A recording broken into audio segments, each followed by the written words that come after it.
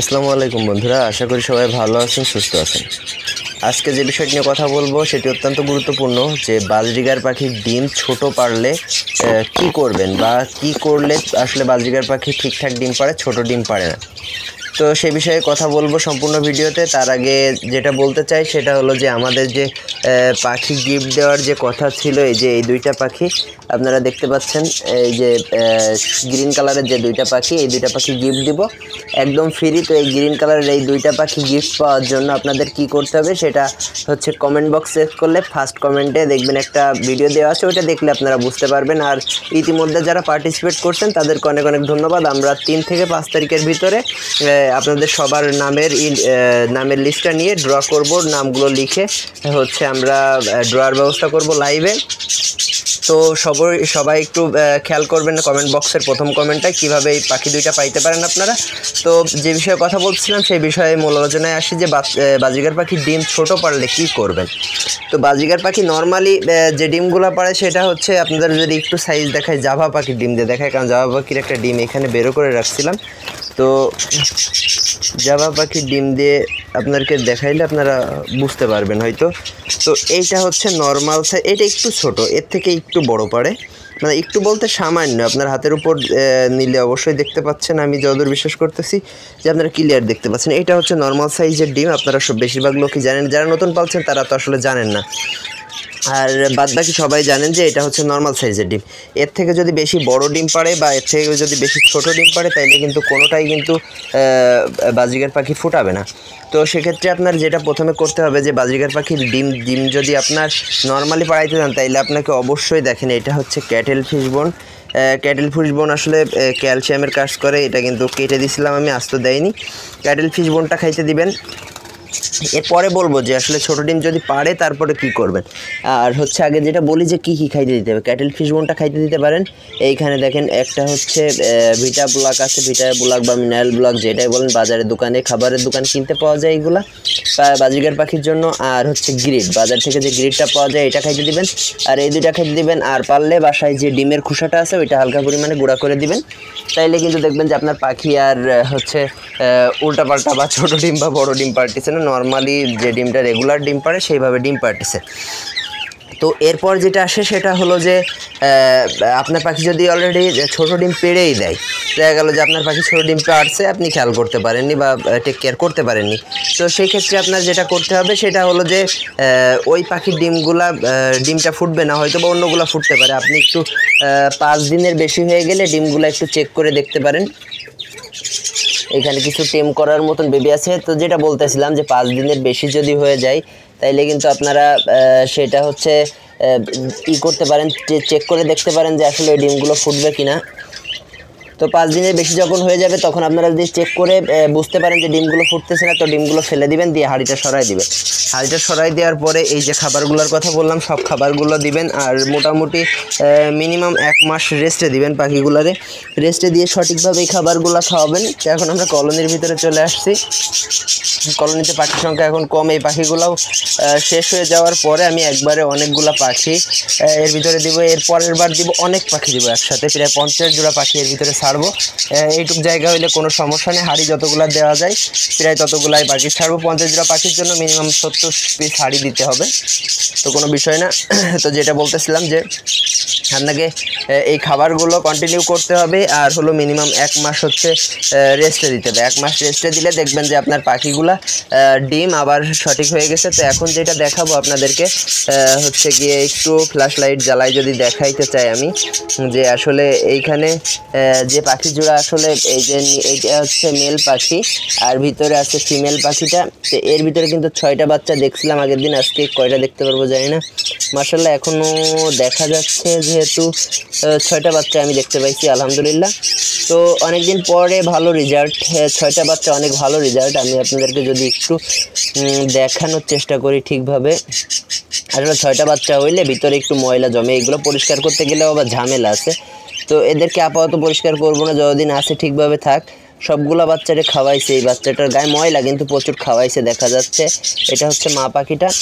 তো এদের কিন্তু 6টা বাচ্চা আলহামদুলিল্লাহ আমি এখনও দেখতে পাচ্ছি। আপনারা মনে হয় দেখতে পাচ্ছেন কয়টা, 1, 2, 3, 4, 5টা। এই সাইডে একটা বাচ্চা আছে, জীবিতই আছে, ওই যে এইটা দেখতে পাইছি।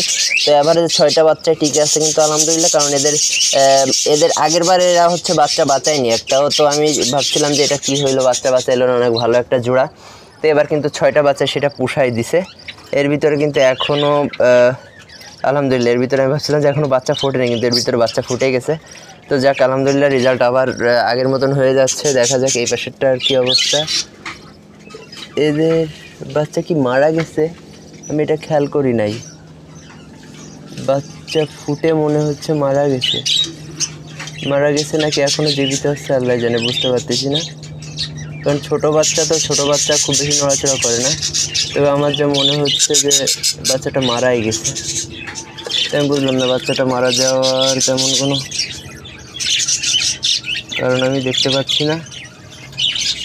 একটা না, 2টা বাচ্চা ফোটার পরে মারা গেছে। আমি জানি না ইঁদুর আসতেছে কিনা, আবার ইঁদুরের জন্য এমনি বাচ্চা সাধারণত মরে না, কিন্তু ইঁদুরের জন্য অনেক সময় মারা যায়। আর অনেক সময় দেখা গেলো অন্য পাখিগুলো এটার মল্টিংও চলতে পারে, যে কোনো কারণে মারা যাইতে পারে। নর্মাল বিষয় 2-একটা বাচ্চা মারা যায়। আবার দেখা গেলো প্রথমের বাচ্চাটা যেমন আবার ডিম পাড়ে, প্রথমে 1-2টা বাচ্চা মারা যাওয়ার পরে বাদ বাকিগুলো বাঁচাইতে পারে, পরবর্তীতে দেখা যাবে। তো বুঝতে পারতেছি না ওইটা কিসের জন্য মারা গেল। তো যেটা বলতেছিলাম, আপনারা 1 মাস মতন আলাদা করে দিবেন পাখিগুলোকে। তো 1 মাস মতন আলাদা করে দেওয়ার পরে তারপরে হচ্ছে আপনারা পাখিগুলোর আবার ব্রিডে দিবেন। দেখবেন যে আপনার পাখির পরের বারের ডিম সঠিকভাবে ঠিক মতন পারছে। আর যদি তারপরেও সেটা ঠিক না হয়, তাইলে আপনি পাখিটা চেঞ্জ করে ফেলবেন, ফিমেল পাখিটা। ডিম ছোটো পড়ার একমাত্র কারণ হচ্ছে ফিমেল পাখি। তো যেটা বলতেছিলাম যে এই পাখি 2টাই কিন্তু আপনাদের গিফট দিব। এই যে পাখি 2টা, এইটা হচ্ছে মেল পাখি, ওই পাশেরটা ফিমেল পাখি, সামনেরটা মেল, পিছনেরটা ফিমেল পাখি। তো এই হলো মোটামুটি পরিবেশ। আর এইখানে এদের এখনো হাড়ি দেয়নি, এরা তো ডিম দিছে, এরাও ডিম দিছে। এদের ডিম ফুটবে না আমি জানি। এই যে পাখিটা দেখতে পাচ্ছেন, এটা এদের ডিম ফুটবে না, এটা আমি শিওর বলতে পারি। আর এদের বাচ্চা, যে 10 সাইজের বাচ্চা সেল করে দিছিলাম। অস্ট্রেলিয়ান ডাবের বাচ্চাগুলো বিক্রি করার মতন হয়ে গেছে। দেখেন মজা, অস্ট্রেলিয়ান ডাবের ব্রিড অনেক ভালো। এর 2টা বাচ্চা, এদের 2টা বাচ্চা, এদের দেখেন এদেরও 2টা বাচ্চা, ওই দেখেন 2টা বাচ্চা দেখতে পাচ্ছেন মনে হয়।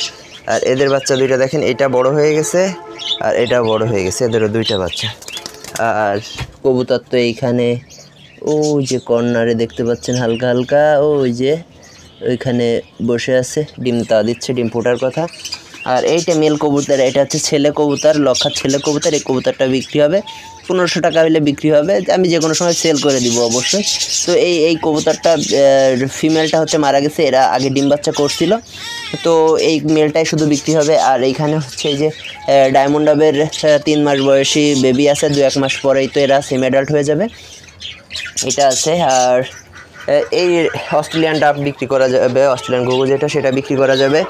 আর এদের একটা মজার বিষয় আপনাদের সাথে একটু শেয়ার করি, সেটা হলো যে এই যে ঘুঘুর বাচ্চা দেখতে পাচ্ছেন, এই যে ডায়মন্ড ডাবের যে বেবিটা দেখতে পাচ্ছেন, আপনাদেরকে একটু দেখাই। এই যে বেবিটা দেখতে পাচ্ছেন, এরা কিন্তু প্রচুর খাওয়াইছে এই বেবিটা কিন্তু এদের না, এই 2জনের না, এই বেবিটা হচ্ছে এদের, মূলত বেবিটা হচ্ছে এদের। আমি যদি আপনাদেরকে একটু দেখাই, বেবিটা কিন্তু এদের। আর এদের কিন্তু আসলে কি বলবো, এদের কিন্তু ডিম আছে, এরা কিন্তু ডিম নষ্ট করছে আগে একবার। তো এদের কিন্তু ডিম আছে, এর আগেও ভালো বাচ্চা উঠাইছে। তো এদের ডিম আছে, এরা করে কি, আমি দেখছি কি, এই বেবিটা যখন হচ্ছে এর এই খাঁচার কাছে একদম ওই যে ফিমেলটা যেখানে যে মেলটা আসতেছে, এখানে এসে এই যে মাথা দিয়ে গুতাগুতি করে, তখন করে কি, এই যে মেলটা আছে, এই মেলটা ওরে হচ্ছে একটু খাওয়াইতে যায়। তো আমি দেখছি অনেকবার। তো আমি ওইটারে এই পাশে যখন দিয়ে দিছি, ওই বাচ্চাটারে যখন আমি এদের কাছে দিয়ে দিছি, তখন দেখছি অনেক ভালো ফিট করাইছে। তো এই কারণে এদের কাছে ছিল, এখন আবার ওদের কাছে দিয়ে দিছি। দেখা যাক ওরা যদি আবার ফিড না করায়, তাহলে আমরা এদের কাছে আবার দিয়ে দিব। এই 2-1 সময় একটু এগুলো একটু খেয়াল করতে হয় যে কোনটা কোথায় দিলে আসলে কি হচ্ছে। তো যাই হোক, আপনাদের যে বিষয়ে কথা বলতেছিলাম সেটা তো ক্লিয়ার করলাম। তো কোন বিষয়ে ভিডিও পেতে যাচ্ছেন অবশ্যই আমাদের কমেন্টের মাধ্যমে জানাবেন। আর এই ঘুঘুর কাছেও আসলে ডিম না হয় বাচ্চা থাকার কথা, আমি জানি না এদের কী অবস্থা আছে। ও আলহামদুলিল্লাহ, আপনারা দেখতে পাবেন 2টা বাচ্চা, এই দেখেন একদম পারফেক্টলি বড় হচ্ছে, 2টা অনেক ভালো বাচ্চা। দুইটা বাচ্চা অনেক ভালো, দেখেন আপনারা দেখতে পাবেন।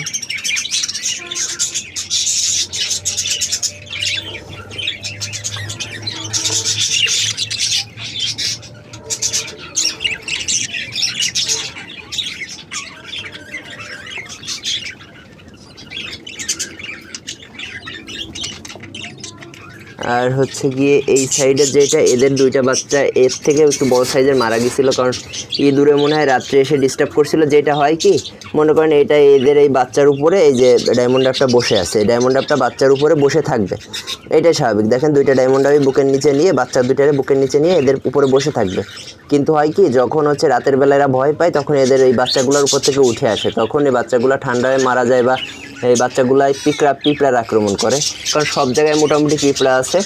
তো পিঁপড়ার আক্রমণ করলে আসলে এই বাচ্চাগুলো তখন মারা যায়।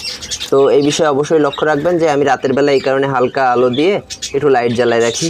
আর এইখানে একটা জিনিস দেখাই, এদের কিন্তু অনেকগুলো বাচ্চা হয়েছে, আপনি যদি একটু লক্ষ্য করেন, আমি দেখাতে পাচ্ছি কি না জানি না। তো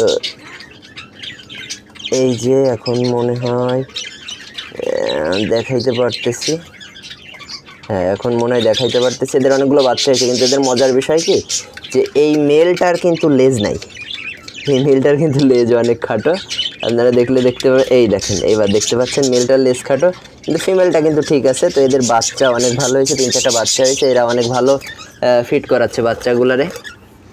আর এর ভিতরে বাচ্চা আছে, এদের ভিতরে বাচ্চা আছে। আর এইখানে তো টেম সাইজের বাচ্চা আছে, খাওয়া শিখে গেছে এই সাদাটা।